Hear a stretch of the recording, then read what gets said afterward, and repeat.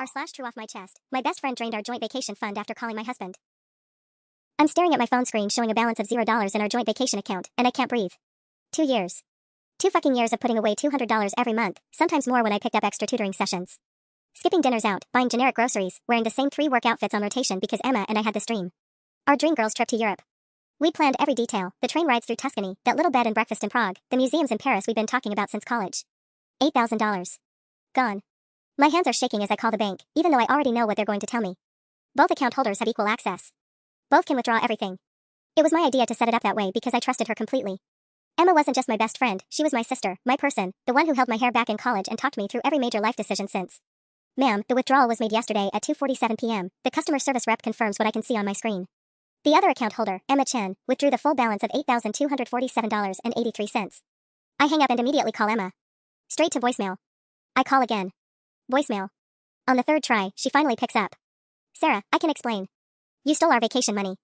My voice sounds hollow, foreign to my own ears. I didn't steal anything.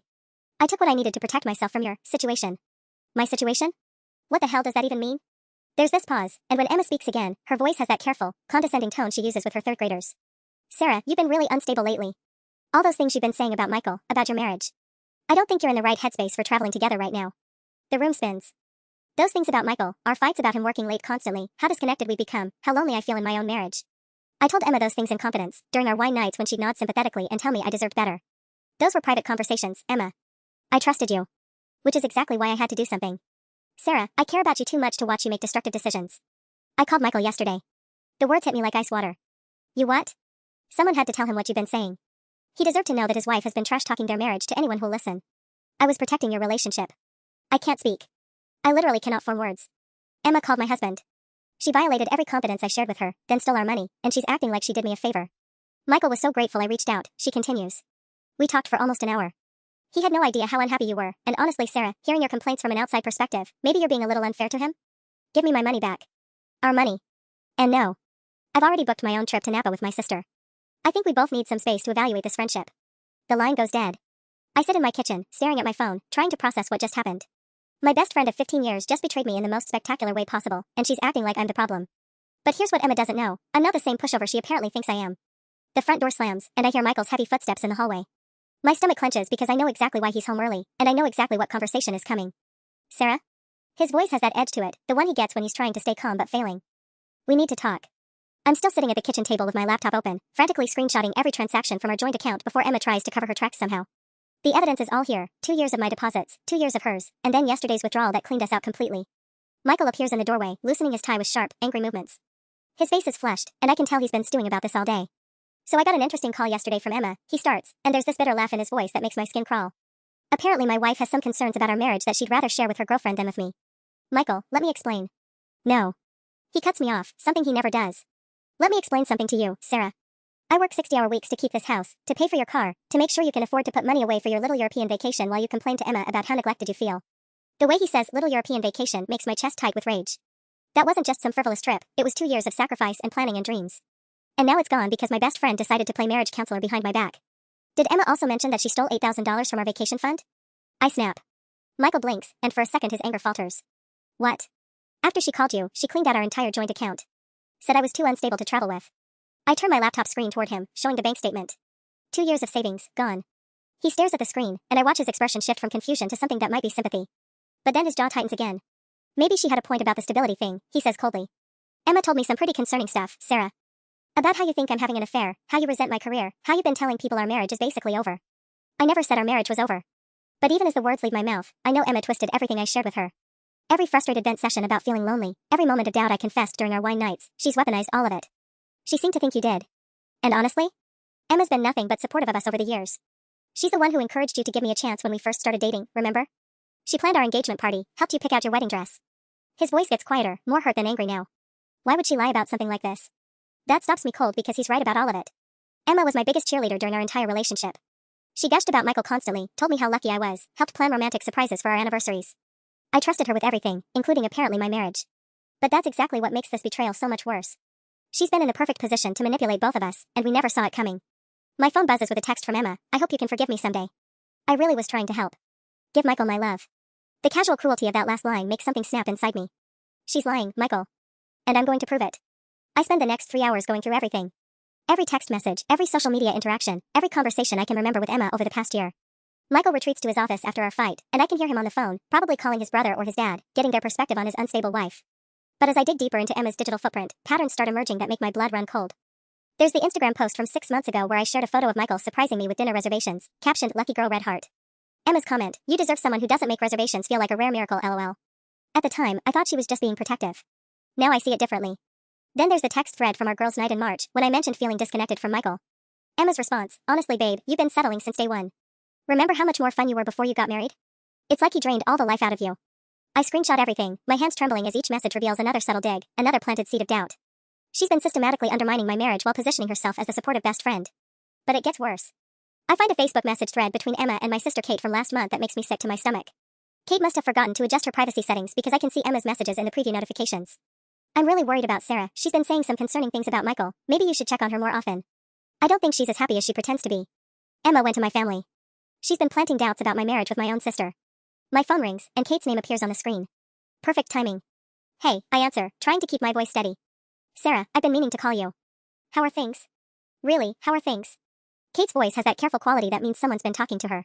Let me guess. Emma's been sharing her concerns about me? There's a pause. "She's just worried about you." "We both are. She mentioned that you've been having a hard time lately, and after what happened with the vacation fund." "Wait, what?" I sit up straighter. "What did she tell you about the vacation fund? That you had some kind of breakdown and spent all the money impulsively?" "Sarah, if you're having financial problems or emotional issues, you can talk to me. Emma said she's been trying to help, but you're pushing everyone away." The room starts spinning again. Not only did Emma steal my money, she's telling people I spend it. She's rewriting the entire narrative, making herself the victim and me the unstable friend who can't be trusted. "Kate, that's not what happened. Emma stole our vacation money after she called Michael behind my back too." "Honey, listen to yourself. Emma's been your best friend for 15 years. Why would she steal from you? Maybe you should consider that you're not remembering things clearly right now." After Kate hangs up, promising to check on me more often, I realize the scope of what Emma's done. It's not just about the money or even the betrayal of calling Michael. She's been orchestrating a complete character assassination, turning everyone against me while positioning herself as a concerned friend dealing with my instability. But Emma made one crucial mistake.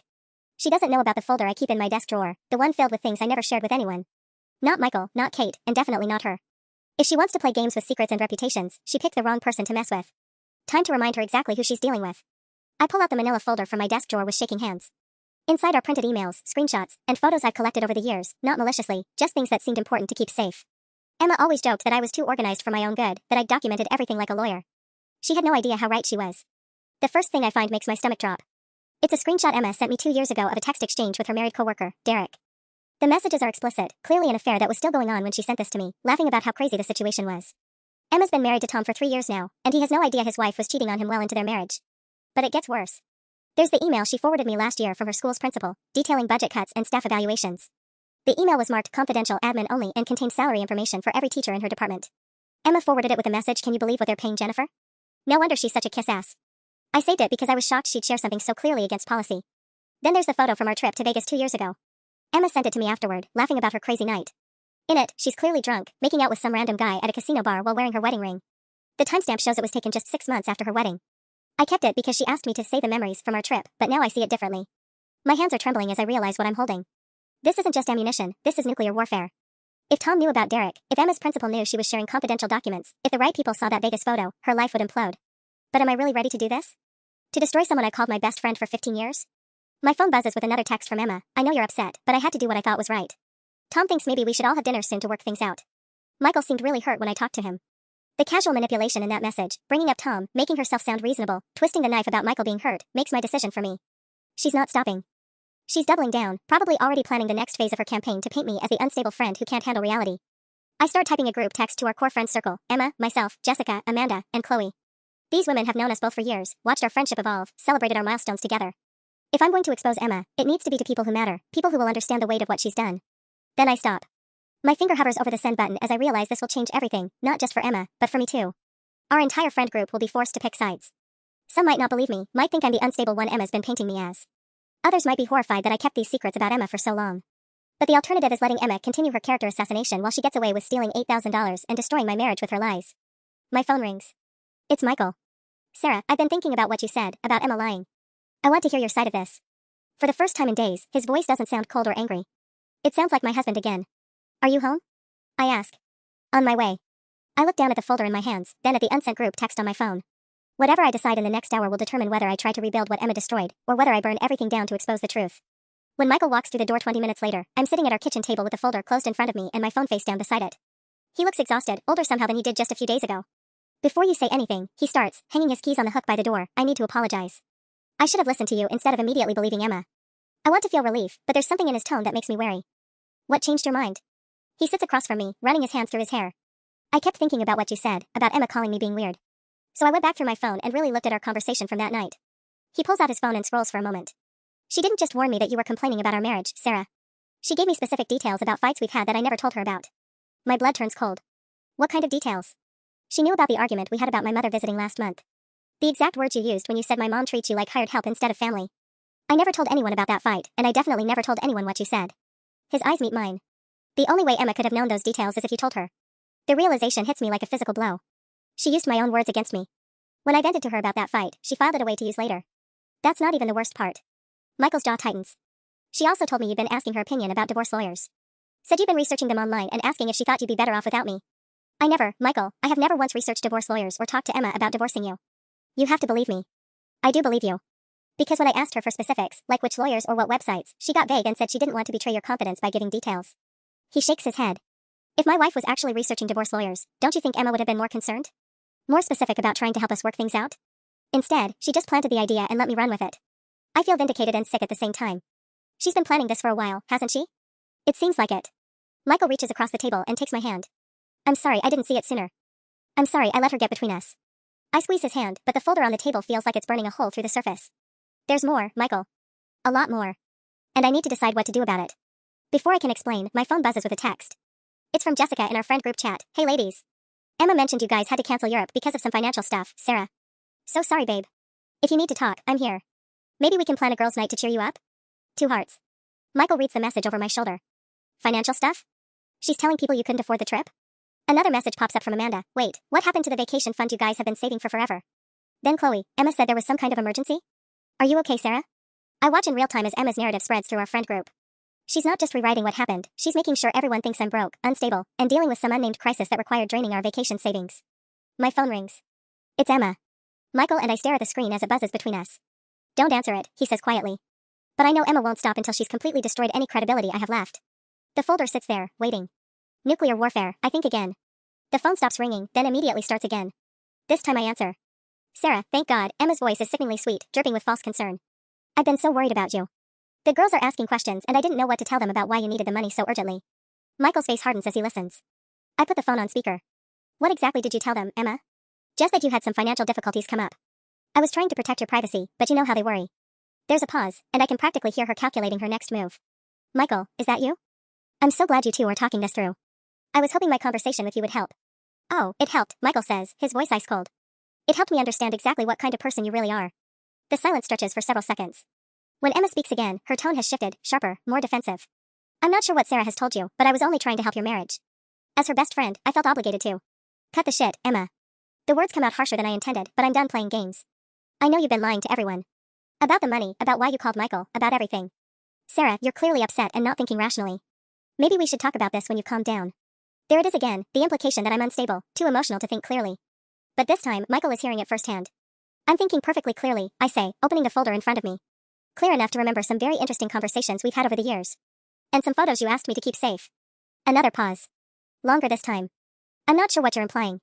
My phone buzzes with new messages in the group chat. I glance down and see Emma has been texting while talking to us. Really worried about Sarah right now. She's saying some concerning things. Might need some space to work through whatever's going on. Think she's having some kind of breakdown. Michael's there but not sure he can talk sense into her. Michael sees the messages too and his jaw drops. Are you seriously texting our friends right now while you're on the phone with us? Emma's smooth composure finally cracks. I'm just concerned about Sarah's mental state. She's been making wild accusations and... Emma. My voice cuts through her stammering.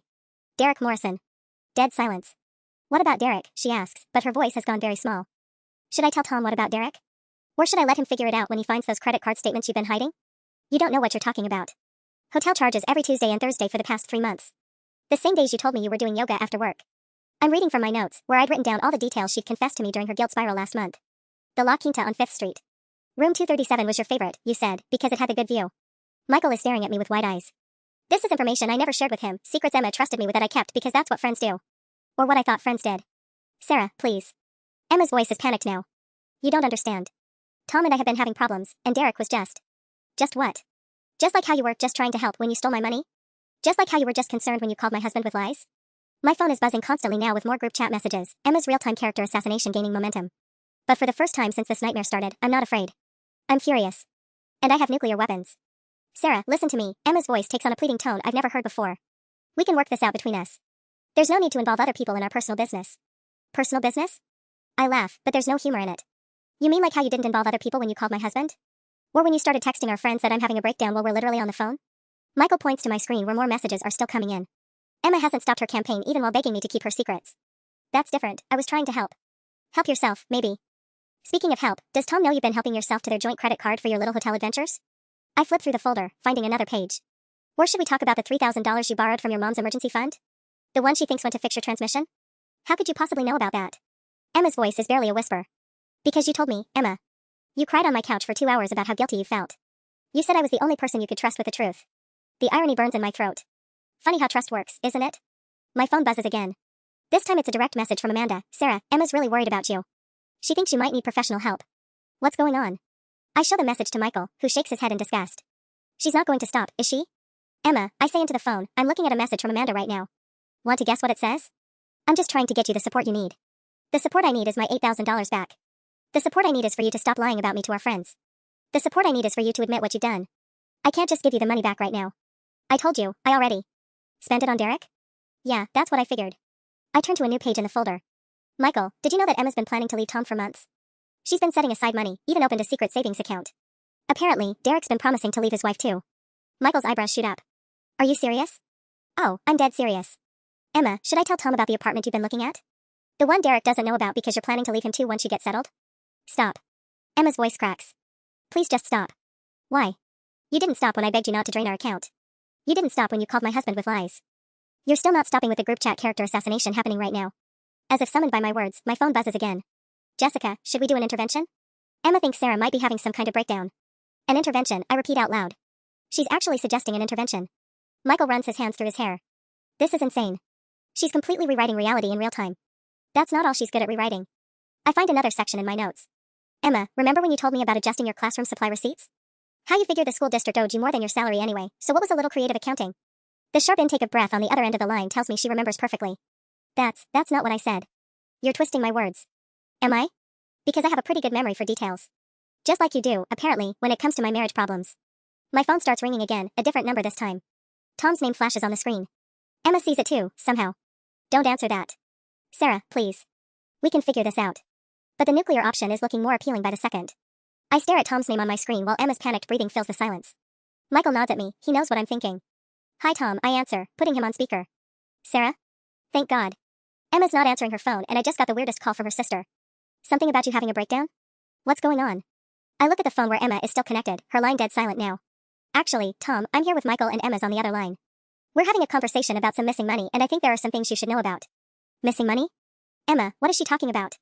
Tom's confusion is genuine, which tells me everything I need to know about how much Emma's been hiding from him. Tom, don't listen to her right now, Emma finally speaks up, her voice strained. Sarah's going through something and she's not making sense. I think she might need professional help. That's interesting, I say, flipping through my folder, because 5 minutes ago she was begging me not to tell you about Derek Morrison. The silence that follows is deafening. Who's Derek Morrison? Tom asks slowly. Emma's Tuesday and Thursday yoga instructor, I say, my voice steady. Except they don't do yoga. They do La Quinta in room 237. Sarah, stop, Emma whispers. Tom, I continue, when's the last time you checked your joint credit card statements? Specifically the ones from the past 3 months. Emma handles our finances mostly. She's better with numbers. Tom's voice has changed, becoming more cautious. Emma, what is Sarah talking about? My phone buzzes with another group chat message.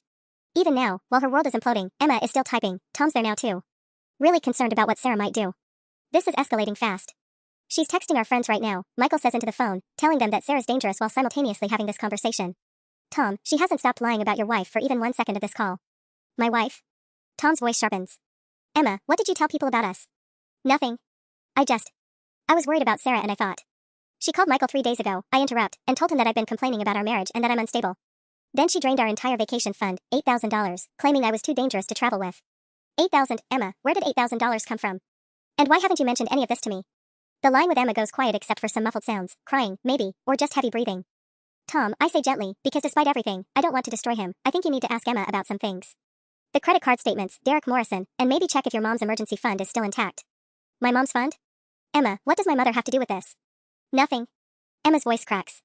Sarah's making things up because she's angry about the money, but I had to take it because she's been acting erratic and... Show him the group chat, Tom, Michael interrupts. Look at your phone right now and see what your wife has been saying about Sarah for the past 20 minutes. I hear Tom's sharp intake of breath, then a string of curse words. Emma, what the hell is this? You're telling people Sarah's having a breakdown while we're all talking? This says you think she might hurt herself. I was just trying to get her help. By lying? Tom's voice is rising now. By making our friends think she's suicidal? My phone buzzes again. Another message in the group chat, but this time it's from Tom. Everyone stop. Emma's been lying. Ignore everything she just said about Sarah. The nuclear option just became a mushroom cloud. The group chat explodes. Within seconds of Tom's message, my phone is buzzing so rapidly it sounds like an angry hornet. I watch the messages flood in. Jessica, what do you mean she's been lying? Amanda, Tom, are you okay? Where's Emma? Rachel, I'm so confused right now. But Emma's not done fighting. Even with her husband calling her out publicly, she doubles down. Tom's not thinking clearly right now. She types into the group chat while still on the call with us. He's being influenced by Sarah's version of events. I'm really scared about what she might convince him to do. I watch in real time as she tries to paint me as manipulative enough to control her own husband against her. The audacity is breathtaking. Emma, Tom's voice is deadly quiet now. I'm looking at our credit card statement. La Quinta Inn. 17 different charges over 3 months. Want to explain that? Those weren't. I can explain those later. Privately. Right now we need to focus on getting Sarah help. Michael leans closer to the phone. Emma, you realize you just admitted to the charges, right? While still trying to make this about Sarah's mental health? My phone rings again. This time it's Jessica calling directly. I decline it, but then Amanda calls. Then Rachel. They're not going through the group chat anymore. They want answers. Your friends are calling, I tell Emma. They're confused about why your husband is contradicting everything you just spent 20 minutes telling them. What's your next move? Sarah, please. We can fix this. All of it. I'll find a way to get you the money back. I'll tell everyone there was a misunderstanding. What about Derek? Tom interrupts. Is Derek Morrison a misunderstanding too, Emma? The muffled sounds from Emma's end get louder. I think she might be hyperventilating. My phone buzzes with a text from Amanda. Sarah, can you call me? Something's really wrong here and I need to understand what's happening. Then Jessica, Emma's story isn't making sense. Tom seems really upset. Are you safe? I show Michael the messages. They're starting to figure it out. Emma, Michael says into the phone, your friends are texting Sarah directly now. They're not buying your story anymore. What happens when they start comparing notes about all the things you told them over the years? What do you mean? Tom asks sharply. I flip through my folder. Emma's been sharing everyone's secrets with everyone else, Tom. She told me things about Jessica's marriage, about Rachel's job problems, about Amanda's family issues. Things she definitely promised to keep private. And she told us she was the only person you trusted with your marriage problems, Michael adds. Made it sound like you couldn't talk to anyone else, like she was your only real friend. That's not. I never said that exactly. Emma. Tom's voice cuts through her stammering. I need you to come home. Now. We need to talk. I can't leave right now. Sarah's not stable and... Sarah is not the problem. Tom explodes. Sarah didn't rack up charges at a hotel with some guy named Derek. Sarah didn't steal $8,000. Sarah didn't lie to all our friends. You did. The group chat has gone quiet, but I can see people are reading the messages. Little scene indicators popping up under Tom's last message. Everyone's watching this implode in real time. My phone starts ringing again. This time it's a number I don't recognize. Unknown caller, I announce. Don't answer it, Emma says quickly. It's probably Derek. I told him. I might have mentioned. You told Derek about this? Michael asks incredulously. How many people are you trying to manipulate at once? But I'm already answering. Hello? Is this Sarah? This is Derek Morrison. I think we need to talk. The silence that follows Derek's introduction is so profound I can hear my own heartbeat. Even Emma has stopped making noise. Derek, I say carefully, putting the call on speaker so Michael can hear. This is unexpected. Yeah, well, Emma's been calling me nonstop for the past hour, leaving increasingly frantic voicemails. Something about needing me to back up a story about her marriage being in trouble. And then I get a text saying you're dangerous and I should call the police if you contact me. His voice is tired, annoyed. Lady, I don't know what kind of drama you two have going on, but leave me out of it. I look at Michael, whose eyebrows have disappeared into his hairline. Emma's been trying to weaponize her affair partner against me. Derek, I say, I'm going to put you on speaker with my husband Michael. Emma's husband Tom is listening on another call. I think there are some things you should know about what Emma's been telling people. Her husband? Derek's voice goes up an octave. She said she was divorced. Going through a messy custody battle with her ex. Tom makes a sound like he's been punched in the stomach. Derek, Tom says, his voice hollow, we don't have kids. We've been trying for 2 years. Emma said she needed space to figure out why she wasn't getting pregnant. That's why she started going out more. The group chat on my phone explodes again. Someone, I think Jessica, has started a separate chat without Emma. I'm getting added to it in real time. Sarah, what is happening right now? Is Emma really cheating on Tom? Should someone go check on them? But I can't focus on the messages because Derek is still talking, and what he's saying is making my blood run cold. She said her ex was abusive. That he controlled all their money and she had to hide cash from him. She's been giving me money to hold for her, said it was so he couldn't find it during the divorce proceedings. How much money? I ask, though I already know. Around 8,000. She brought it to me yesterday, said her ex was getting suspicious and she needed me to keep it safe until her lawyer could set up some kind of protected account. Michael grabs the phone. Derek, that money was stolen. From a joint account she shared with our wife. For a vacation they'd been planning for 2 years. What? Derek sounds genuinely shocked. No, that can't be right. She showed me bank statements, legal documents about the divorce. Derek, Tom's voice is barely above a whisper, we're not divorced. We're not even separated. We had dinner together last night. She made pot roast. My phone buzzes with a call from Emma's number, but I decline it. Then it buzzes again. And again. She's calling you, Michael observes. She can wait, I say, then address Derek again. Derek, I need you to understand something. Emma has been lying to everyone about everything. She convinced her husband I was mentally unstable, she stole money from our vacation fund, and she's been telling our entire friend group that I'm dangerous, all while carrying on an affair and using you to hide the evidence. This is insane, Derek mutters. She seemed so normal. Hurt, but normal. She said her ex was trying to turn their friends against her. Did she tell you anything else about her situation? I press. Any other details about her marriage, her friends, her job? Well, she said she might have to quit her teaching job because her ex was harassing her at work. And something about her best friend taking his side in the divorce because a friend was jealous of her. Tom makes that punching sound again. Derek, I say carefully, Emma's not getting divorced. She's trying to destroy her best friend's marriage out of jealousy. And that best friend is me. The silence stretches so long I wonder if Derek hung up. Then he speaks, and his voice has gone from confused to angry. Are you telling me, Derek says slowly, that Emma made me an accessory to theft? That she's been using me to hide stolen money while lying about being divorced? That's exactly what we're telling you, Michael confirms. And she's been telling everyone that Sarah is mentally unstable to cover her tracks. My phone buzzes with another call from Emma. This time I answer and immediately put it on speaker without saying hello. Sarah, you have to stop this right now. Emma's voice is shrill, panicked. Derek doesn't understand the situation. Emma, Derek interrupts, I understand perfectly now. You lied to me about everything. Your marriage, the money, your friend, all of it. Derek, please, you don't know the whole story. Then tell me, he snaps. Right now. In front of everyone. Tell me the truth about your marriage, about this money, about why your husband sounds like he had no idea you were planning to leave him. Tom's voice comes through strained. Emma, I'm looking at our joint calendar right now. You have us down for dinner with my parents on Sunday. You made the reservation yesterday. Does that sound like someone planning to divorce me? The group chat on my phone is going absolutely wild. Amanda has started typing and stopping repeatedly. Jessica keeps sending question marks. Rachel posted, this is like watching a car crash in slow motion. Emma's breathing is getting more erratic. You're all ganging up on me. This isn't fair. Sarah, you know I was trying to help. Help what? I interrupt. Help yourself to my money? Help destroy my marriage? Help manipulate everyone around you? Derek, Tom says, I need you to bring that money to the police station. Tonight. It's stolen property. Already planning on it, Derek replies grimly. Emma, don't contact me again. Ever. Delete my number. He hangs up. The group chat has gone quiet again, but I can see people are still reading. Then Jessica starts a video call with just me. I decline it, I'm not ready for face-to-face conversations yet. Emma, Tom's voice is different now, resolved, I'm at the bank. I'm removing you from all our accounts. I'm calling my brother about a divorce lawyer. And I'm telling your principal what happened to the money you've been claiming was for classroom supplies. You can't do that. That would ruin my career. You should have thought about that before you committed theft, Michael says flatly. My phone rings again, this time it's my mom. Word is spreading beyond our friend group. Emma must have called her too. Don't answer, Michael suggests, but I'm curious about what Emma's been telling my family. Hi Mom. Sarah, honey, I just got the strangest call from Emma. She's very worried about you. She said you've been making threats and acting erratically? And something about money? I close my eyes. Of course Emma called my mother. Mom, Emma stole $8,000 from our vacation fund and she's been trying to convince everyone I'm having a mental breakdown to cover it up. That doesn't sound like Emma at all. Are you sure you're not overreacting? Maybe there's been a misunderstanding. Tom, I call out, can you tell my mother what Emma's been doing? Tom's voice comes through clearly, Mrs. Patterson, your daughter didn't do anything wrong. My wife stole money and has been lying to everyone. I'm filing for divorce. The long pause from my mother tells me everything. She's starting to understand this isn't some friendship squabble. Emma, I say, realizing she's still on the line, how many other people did you call?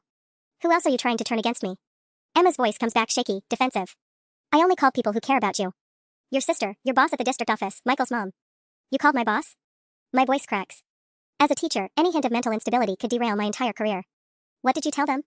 I told them I was concerned about your recent behavior and thought they should know. Emma, Tom interrupts, his voice deadly quiet, tell them what you really said. Tell them about the emails. What emails?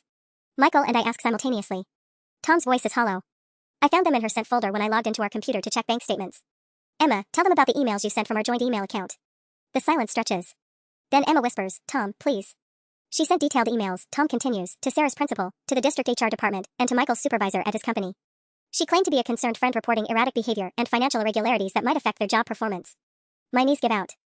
I sink into the kitchen chair as the full scope of Emma's sabotage hits me. She wasn't just trying to steal money or ruin my marriage, she was trying to destroy my entire life. When? Michael asks, his voice dangerously low. Yesterday and today, Tom replies. While I was at work. She used our joint email so it would look more legitimate, more stable. Like a concerned married couple reaching out. My phone is buzzing with calls now. My principal's number flashes on the screen. My stomach drops. I have to answer this, I tell Michael, then swipe to accept. Hi, Mrs. Chen. Sarah, I received some concerning correspondence about you today. Can you come in early Monday morning? We need to discuss some allegations that have been brought to my attention. My career is flashing before my eyes.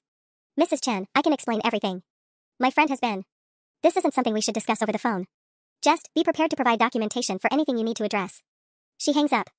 Michael's phone starts ringing, his work number. Emma, I say, my voice shaking with rage, you tried to get us both fired. I was trying to get you help, she screams. You've been spiraling. You needed intervention. By stealing our money and lying to our employers? My mom's voice cuts through. Emma, dear, what exactly did you tell these people? I told them Sarah's been having episodes. That she's been talking about running away, abandoning her responsibilities. That Michael's been having to manage their finances because she can't be trusted. That's the money you stole. I'm shouting now. You stole our vacation money and then told everyone I'm financially irresponsible. Michael answers his phone with a grimace. I can hear his supervisor's voice through the speaker, something about personal issues affecting professional judgment and concerns raised by community members. Tom's voice comes back, there's more. Emma, tell them about the social media posts. What social media posts? My blood is ice water. She's been posting in local Facebook groups, Tom says miserably. The teacher networking groups, the community pages, some parenting groups. Subtle things, but... Emma, show them. I can't, I deleted everything. I screenshot them, Tom says. Before you deleted them. Posts asking for advice about helping a friend who's struggling with mental health but won't admit it. Posts about teachers having breakdowns and what to do. Posts describing your exact situation but with fake names. The scope of her betrayal keeps expanding. She's been systematically poisoning every aspect of my life while pretending to be my best friend. Emma, I whisper, how long have you been planning this? Her silence is the loudest answer of all. The silence stretches until Tom's voice breaks it, sounding hollow and defeated. I found a folder on our shared computer labeled Sarah Documentation. She's been keeping a file on you for months. My blood turns to ice. What kind of file? Screenshots of your social media posts, photos of you from when you looked tired or stressed, copies of text messages between you two where she highlighted anything that could be interpreted as concerning. Tom's voice wavers. There are notes. Dated entries about your declining mental state going back 6 months. Michael grabs my hand so tightly it almost hurts. She was building a case, he says quietly. This wasn't impulsive. This was premeditated. Emma finally speaks, her voice barely a whisper. You don't understand. I was trying to help. Help? I explode. You created fake evidence to destroy my life. That's not help, that's psychological warfare. My phone buzzes with a text from my sister. Emma called me crying. Said you threatened her? What's going on? Then another from my boss at the district office. Sarah, we need to meet first thing Monday. Some serious concerns have been raised. Tom, I say, trying to keep my voice steady. What else is in this folder? The pause is too long. Emma, you need to tell her. Tell me what? My voice is getting higher, more panicked.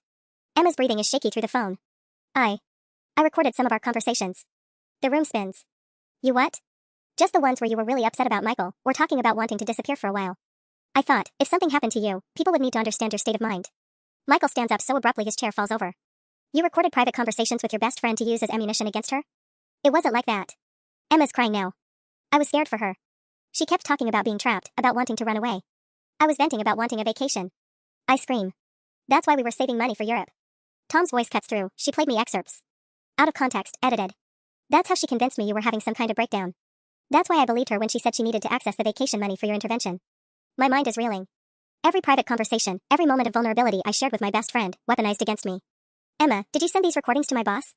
No. I would never. But you have them ready, don't you? Michael's voice is deadly calm. In case you need more ammunition. My phone rings. It's Amanda from our friend group. I answer and immediately put it on speaker. Sarah, I just got off the phone with Emma's mom. She's telling everyone you've had some kind of mental breakdown and Emma's trying to help you. But Jessica talked to Derek and we're all so confused. What is actually happening? Before I can answer, Emma's voice comes through. Amanda, please don't get involved. Sarah's not well right now. Emma? Amanda sounds shocked. Are you on this call? Sarah, are you all on the same call? Emma stole $8,000 from our vacation fund and has been trying to convince everyone I'm crazy to cover it up, I say flatly. She's been recording our private conversations and sending fake reports to our employers. That's insane. Emma, is that true? The silence from Emma tells Amanda everything she needs to know. Oh my god, Amanda breathes. Emma, what have you done? Tom's voice returns, grimmer than before. There's something else. Emma, tell them about the backup plan. My stomach drops. What backup plan? Emma's sobbing now. Tom, please don't. Tell them about the restraining order paperwork. The words hit me like a physical blow. She was going to file a restraining order against me. What restraining order paperwork? My voice comes out as barely a whisper. Tom's voice is hollow through the phone. I found the filled out forms in her desk drawer yesterday. Temporary restraining order application. She listed harassment, threatening behavior, and financial stalking as reasons. The room tilts sideways. Michael catches my arm as I sway. Financial stalking? Emma, that was our joint account. She was going to claim you were obsessively contacting her about money that wasn't yours, Tom continues miserably. The recordings, the documentation, it was all building to this. She was going to file it Monday morning, right after your employers received those emails. Amanda's voice cuts through the speaker. Emma, please tell me this isn't true. Emma's sobs are the only answer. My phone buzzes with another text, then another. My stomach lurches when I see they're from numbers I don't recognize. Local numbers. Michael, look at this. I hold up my phone. The first text reads, is this the teacher Emma was talking about? You need help, honey. The second, saw your info in the community group. There are resources for people like you. She posted my phone number, I realize with growing horror. Emma, you gave strangers my personal information? The community was trying to help. Emma finally speaks, her voice desperate. I said I was worried about a friend and people wanted to reach out. You gave my name and number to strangers on Facebook? I'm shouting again. Do you understand how dangerous that is? Michael grabs his phone. I'm calling our lawyer. This has gone way beyond theft. Wait, Tom says urgently. There's more you need to know before you do that. Emma, tell them about the photos. My blood freezes. What photos? Silence. Tom, what photos? Michael demands. She took pictures. When you invited her over for dinner last month, Sarah. When you'd had that glass of wine and were upset about your mom's health scare. You were crying, your makeup was smudged. She photographed me crying in my own home? I can barely process this. She said it was to show your family how serious your problems were getting. Intervention documentation. Amanda's voice is shocked. Emma, that's beyond wrong. That's sick. My phone rings, it's my mother. I answer with shaking hands. Sarah, honey, Emma's mother just called me. She says Emma's very worried about you and that you've been making threats. Mom, Emma has been lying about everything. She stole our vacation money, Anne. She told them you've been having episodes, dear. That Michael's been covering for you, but... MLM. I cut her off. She recorded me without my permission, tried to get me fired, and gave my phone number to strangers online. The silence stretches too long. Sarah, that does sound rather paranoid, honey. Emma's always been such a good friend to you. I stare at the phone in disbelief. You don't believe me. I think you're both under a lot of stress, and maybe. I hang up. My own mother doesn't believe me. Michael's face is grim as he ends his call. Our lawyer wants to see us first thing tomorrow. But Sarah, he said something concerning. If Emma files that restraining order first, it could affect the theft case. It would make her look like the victim. My phone rings again, Jessica from our friend group. I answer on speaker. Sarah, I just got the weirdest call from Emma's sister. She says you've been stalking Emma? That you showed up at her house making crazy accusations? Jessica, I've never been to Emma's house. I'm sitting in my kitchen right now. But Emma's sister said. Emma's voice cuts through the phone, I had to call my family for help. Sarah's been sending me threatening messages all day. What threatening messages? I scream. Show them the messages, Emma. I deleted them. For my own safety. Tom's voice is barely audible, she deleted them because they don't exist. The silence that follows Tom's words is deafening. Even Emma's sobbing has stopped. Tom, I say carefully, are you saying she never showed you threatening messages from me? There were never any messages, he says, his voice breaking. I've been going through her phone records, her email, everything. Sarah, the only messages between you two are you asking about the vacation money and her not responding. That's it. Jessica's voice comes through the speaker, sharp and clear. Emma, I'm still on this call. Did you just lie about threatening messages? Emma's breathing is audible but she doesn't speak. I'm driving over there right now, Jessica announces. Emma, don't you dare hang up this phone. My phone starts buzzing with texts from our entire friend group. The lies are unraveling faster than Emma can spin them. Amanda's voice, I just called Derek and Lisa. We're all going to Emma's. This ends tonight. Wait, Michael says, pulling out his laptop. Before anyone goes anywhere, we need documentation. He starts screen recording. Tom, can you repeat everything you just told us about the false evidence? We need this on record. Tom's voice is steady now. Resolved, Emma created fake documentation to make Sarah appear mentally unstable. She recorded private conversations without consent and edited them. She planned to file a false restraining order and had already contacted Sarah's employer with fabricated concerns. She stole $8,000 from their joint account and gave Sarah's personal information to strangers online. Emma, Amanda's voice cuts through, I'm standing in your driveway. Your sister just told me you're not even here. You're at your mom's house, aren't you? You've been lying about where you are too. My phone rings, it's Derek. Sarah, I just talked to the community Facebook group Emma posted in.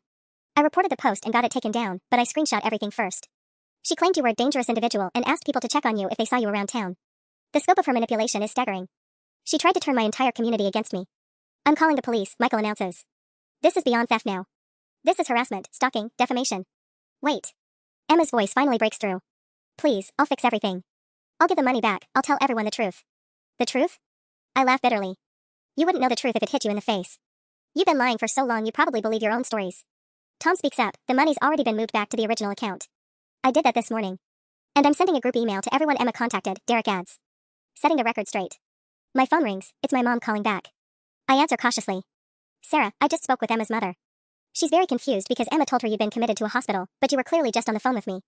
Then Amanda called me and, honey, I think I owe you an apology. Emma lied to everyone, Mom. Even her own family. I'm so sorry I doubted you. This is frightening behavior. Jessica's voice comes through the speaker. Found her. She's at her mom's, crying in the backyard.